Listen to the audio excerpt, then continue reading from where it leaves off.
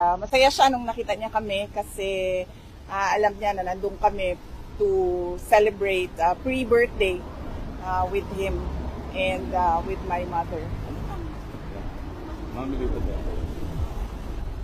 Tapos, as usual, binilhan ko din siya ng Coke Zero, pero hindi niya ininom. Sabi niya, dalhin lang daw niya sa kwarto yung Coke Zero. Pero isa lang ang pinabili niya. Meron daw ba kayong mga news from the Philippines na na-share sa kanya at ano yung mga reaction niya sa mga news na dala-dala niyo?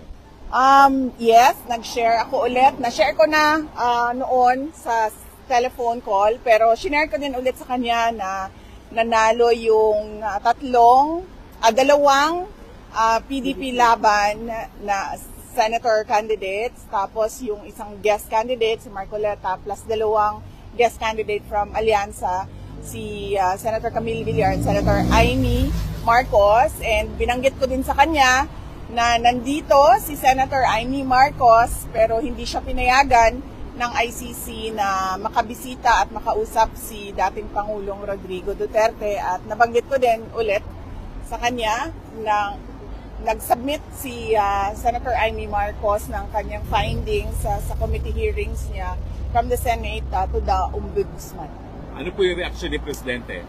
Unang-una, nagpasalamat siya. At pangalawa, sabi niya gusto nga daw niya sana makausap si Senator Amy, kaso hindi nga daw payagan. Pero sabi niya, there will be another time for that. Okay. GMA?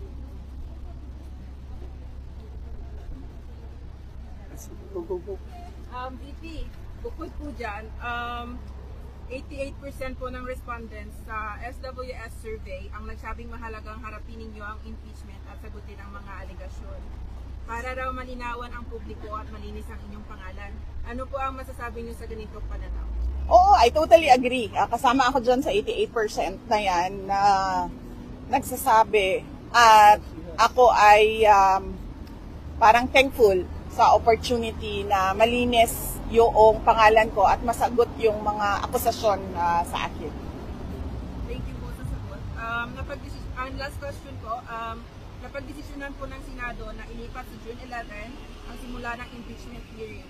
Gusto lang po namin marinig, paano ninyo po tinanggap ang balitang ito at ano po ang epekto nito sa inyo, kung meron man? Wala naman siyang epekto sa akin, no? Nag-iisip lang ako kung ano yung epekto ng delay doon sa kaso, pero iiwan na natin yan sa mga lawyers namin, sa defense impeachment lawyers, para pag-isipan kung anong posibleng epekto nun sa kaso kung meron.